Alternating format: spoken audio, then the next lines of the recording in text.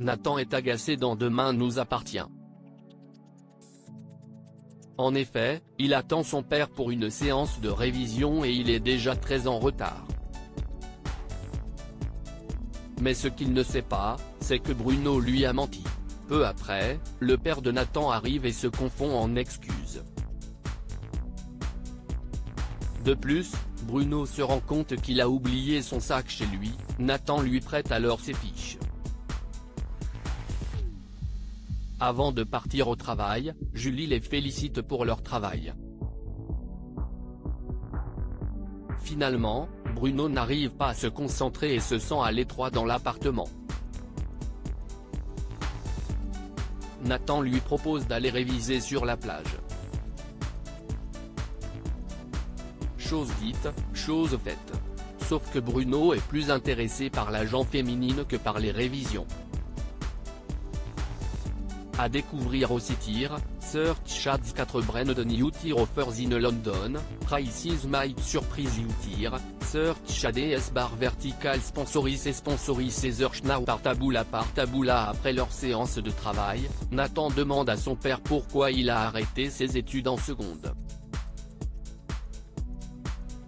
Bruno confie qu'il s'entendait mal avec lui et que sa famille n'avait pas d'argent. Ainsi, il a dû se débrouiller seul très rapidement.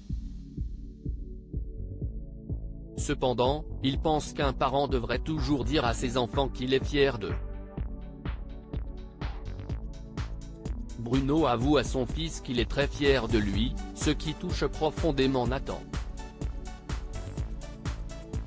À la fin de la journée, Bruno retrouve Julie et lui confie qu'il ne passe pas le bac. Demain nous appartient épisode du 9 juin. Un coup-feu a été tiré la veille dans votre série favorite. Un randonneur a immédiatement prévenu la police. Dépêchés sur place, Aurore et Damien font des recherches. Malheureusement, la pluie a tout effacé. Tout à coup, un chien policier trouve le corps de Georges, inanimé. Heureusement, le policier est vivant, mais il est gravement blessé par balle au thorax.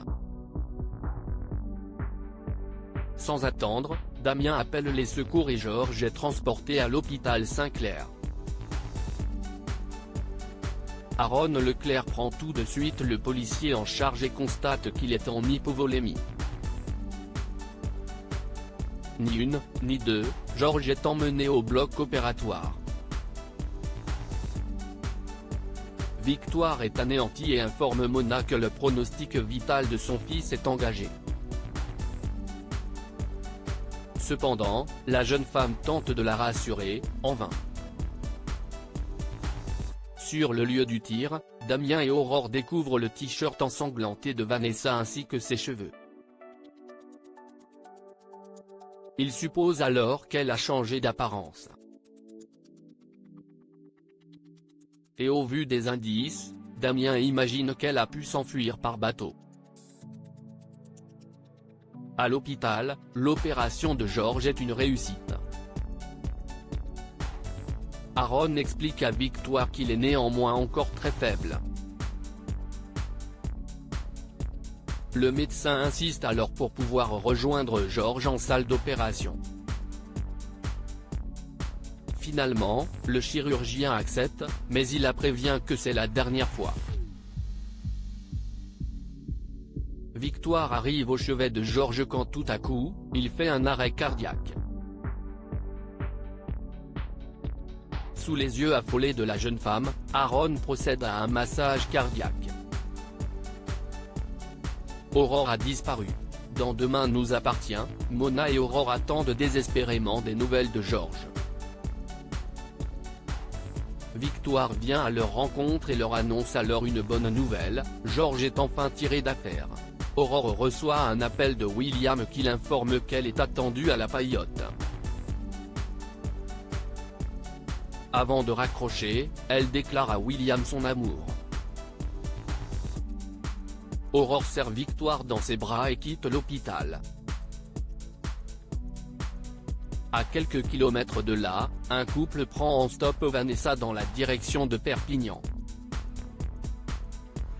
La jeune femme a totalement changé de look.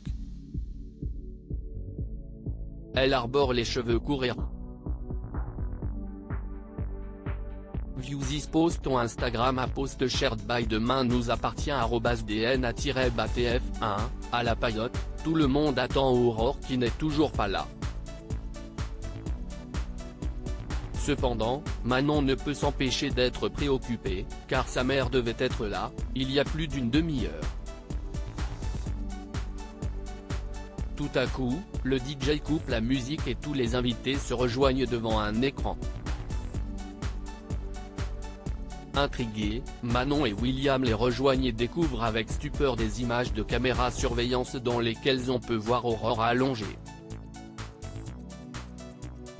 L'enquêtrice reprend alors connaissance et découvre l'endroit où elle est retenue prisonnière. Ensuite, un compte à rebours apparaît à l'écran, J5 avec le hashtag flics5capable. Terrorisés, William et Manon accusent le coup difficilement.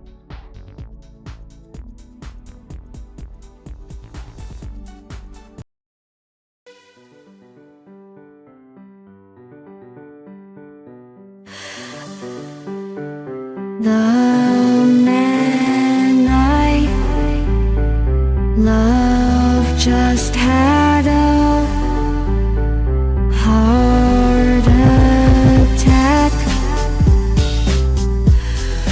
but who needs a heart attack?